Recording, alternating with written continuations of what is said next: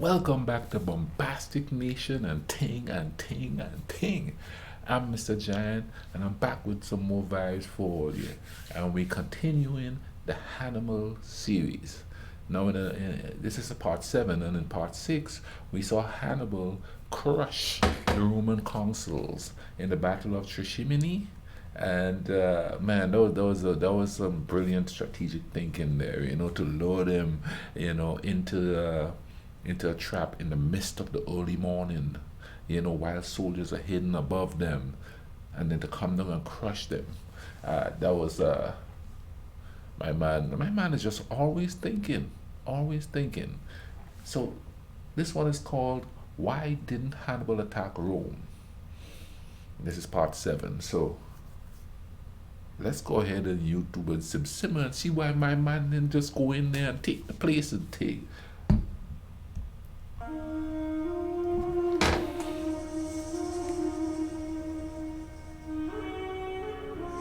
So far, we have followed Hannibal on his warpath from Iberia, through Gaul, across the Alps, and all the way into central Italy. He defeated the Roman legions time after time, and after just 7 months of campaigning in Italy, he stood only 130 kilometers from the capital.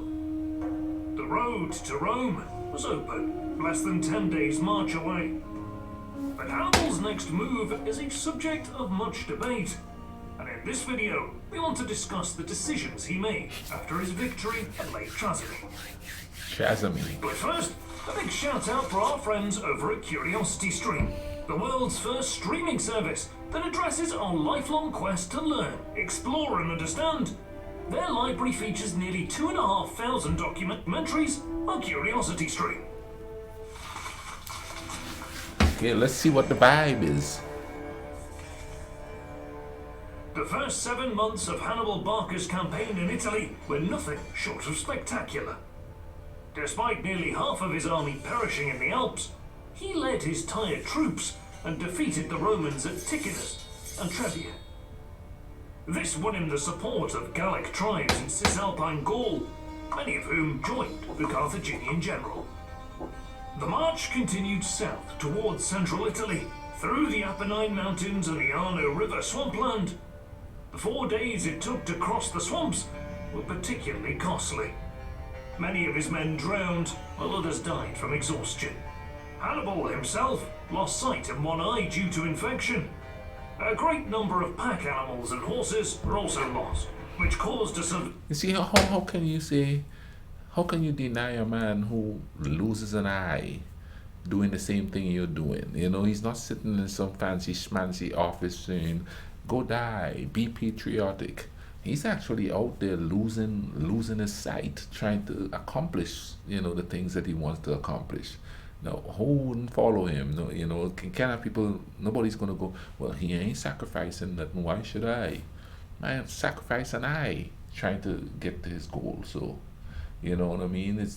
I don't know if that makes it easier to follow somebody, but I would think so. If it always says that when you're managing a store, leading by example is the best way to get the workers to follow you in suit. So, my man is sacrificing to himself, Horses were also lost, which caused a severe problem for his campaign plans. While he managed to patch up his baggage train by confiscating pack animals from Etruscan farmers, horses were far less common and needed to be trained for war. This left Hannibal's cavalry contingent greatly weakened for the upcoming battle against Flaminius. Yet, despite this setback, the elusive Carthaginian general remained hidden from the Romans after emerging from the swamp. Flaminius missed the opportunity to attack Hannibal's weakened army. And just days later, the Roman That's because he followed the advice. at Lake Trasimene.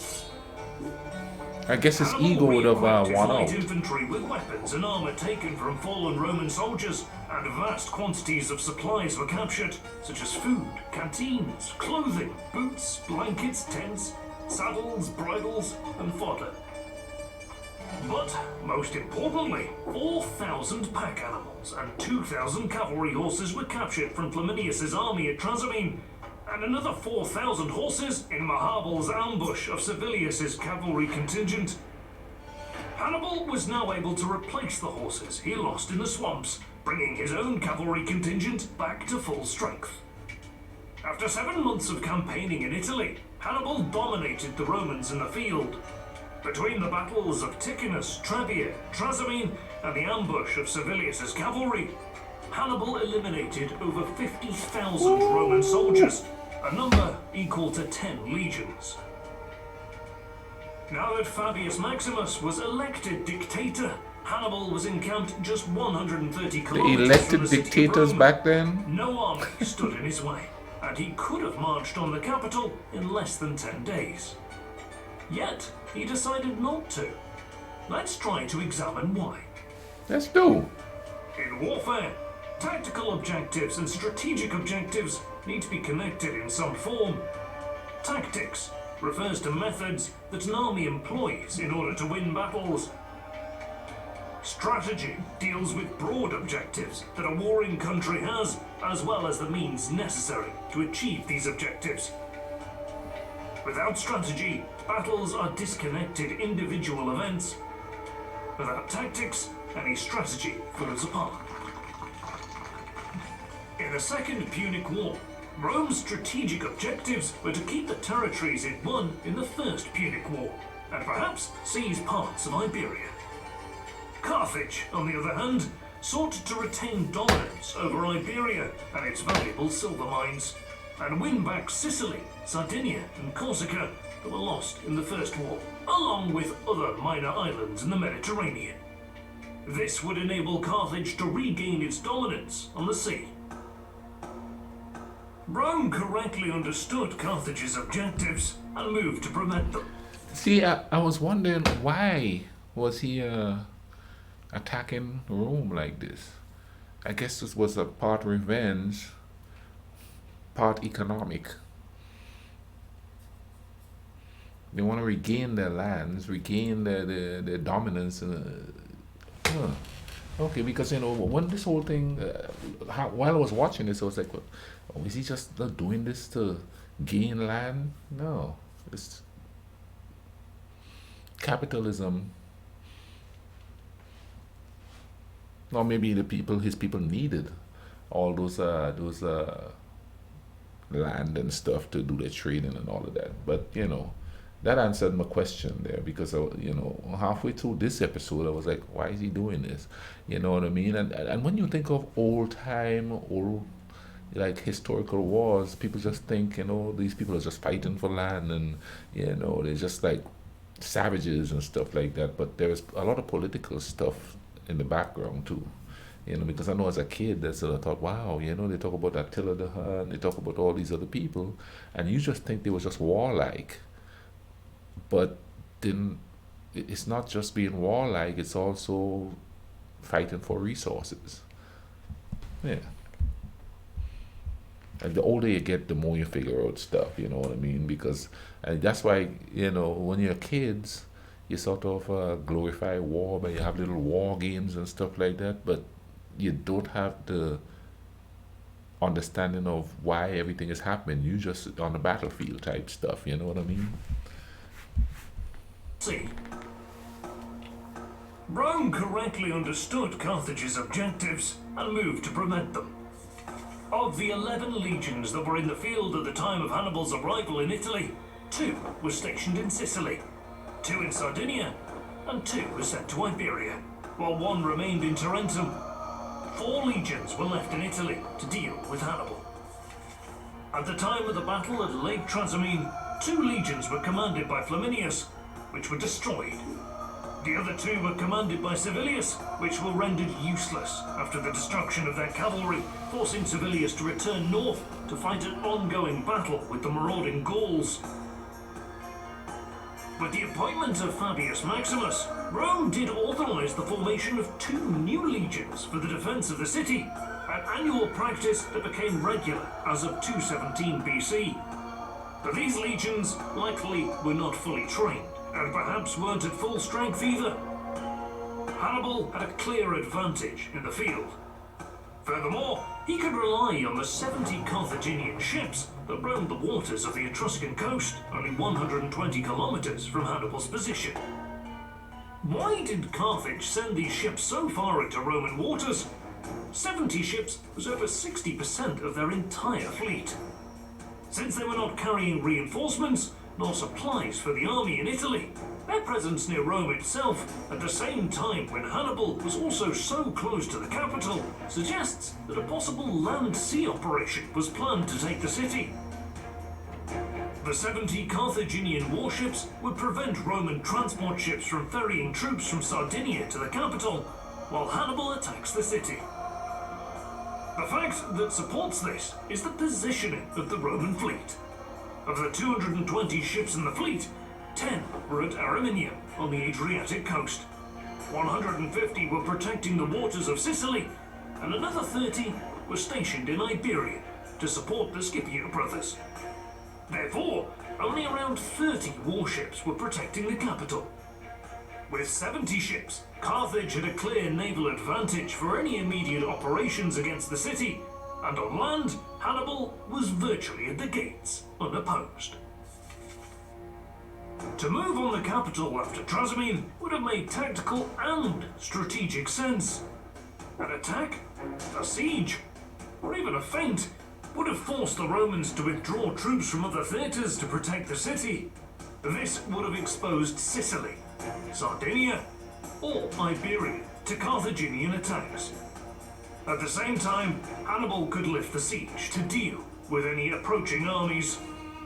This failure to create a link between the strategic and tactical objectives perhaps played a decisive role in the outcome of the war.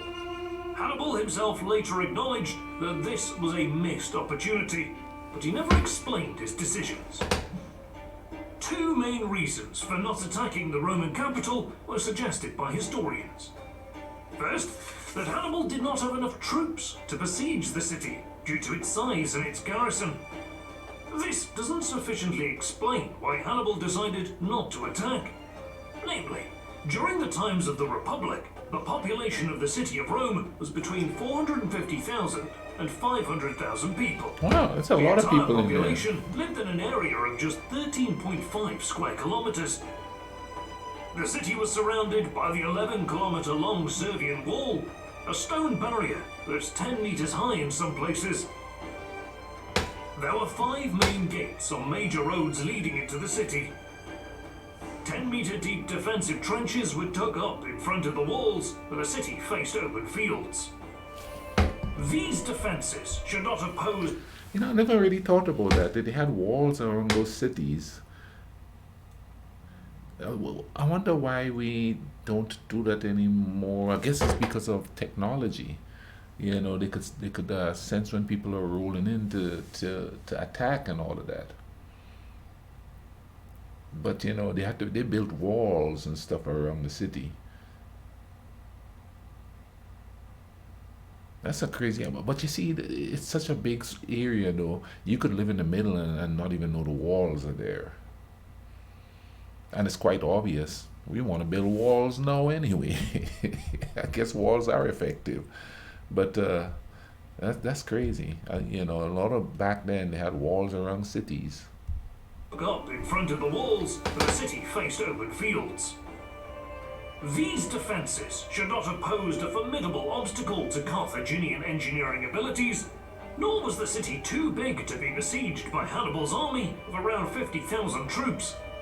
In addition, even if the city's garrison of 2 legions were battle-ready, 10,000 troops manning the walls and multiple gates would not have posed a strong enough threat to deter an attack.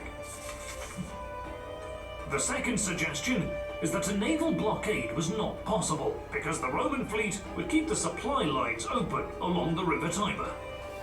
This would have been true had Ostia been big enough to be Rome's main port at the time, but it didn't become a major port for another 250 years until Emperor Claudius expanded it.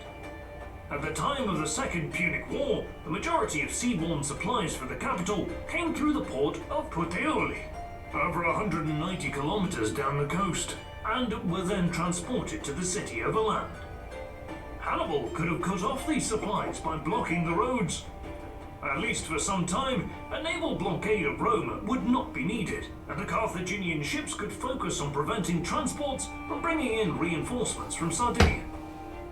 So, why did Hannibal, one of history's greatest risk-takers, choose not to attempt to take the city while he was, arguably, at his strongest, and Rome was at its weakest? One possibility that is often suggested by historians is that Hannibal's view of war was influenced by Hellenistic thinking. He was certainly an admirer of Pyrrhus of Epirus. Namely, Hannibal's view was that maybe the total destruction of the enemy was not needed to win the war. Instead, battles would be fought until the leadership of one side conceded defeat once they realized that they could no longer win on the field of battle, and stood to lose more if they continued fighting. Therefore, he may have assumed that Rome would seek terms once the many contests of armies had been decided. If Hannibal did indeed hold this conventional Hellenistic viewpoint, he may have thought that an attack on Rome would have been more costly than fighting battles in the open.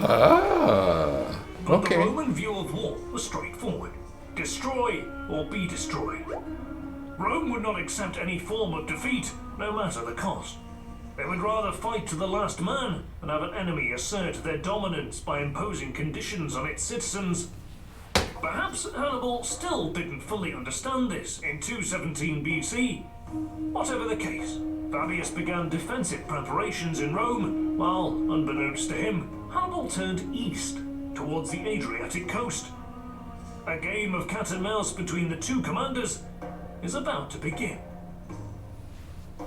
In this video, we provided plausible reasons based on our research as to why Hannibal didn't attack Rome after Lake Trasimene. We'd certainly like to know what your thoughts are, so if you have any theories of your own, let us know in the comments. As always, thank you for watching. Alright. It seems like it prolongs the war, so let's get into the next episode and see how that stuff plays out. You know what I mean? Thank you all for watching this with me. Remember to take care of each other, alright? Cool runnings.